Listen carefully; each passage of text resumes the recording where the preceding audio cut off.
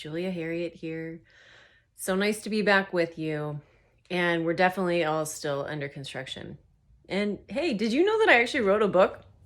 Might be right here, titled Under Construction. And the reason why I titled my story that is because as a recovering perfectionist, I'm still working on it, folks. This idea of forever being a project that's not complete, that's not even correct, or that there's never going to be that exact moment when everything comes together perfectly. That we're just this messy, wild, creative project. And sometimes we nail it and sometimes we don't.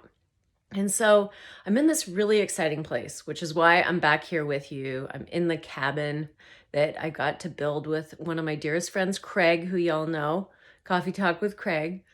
And I'm in my cabin, and this is a place like my think tank. This is like my soul centering spot. So I'm here in this private moment with you because I want to do something new. So I've been working in construction for almost 7 years now, which has been amazing, and I've learned so much.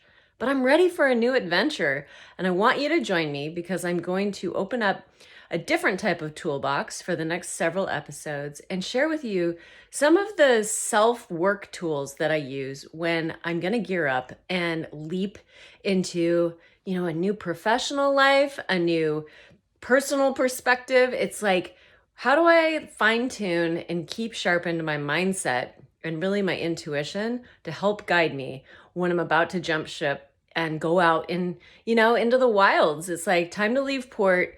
We're going to go sailing together, and let's share and let's learn together. And like I said, and I definitely have some cool tools that I think can really help you if you're ready to, wave goodbye to the mainland of your life and set sail into something that you've never done, but that really excites your heart. So let's go. Let's be under construction together.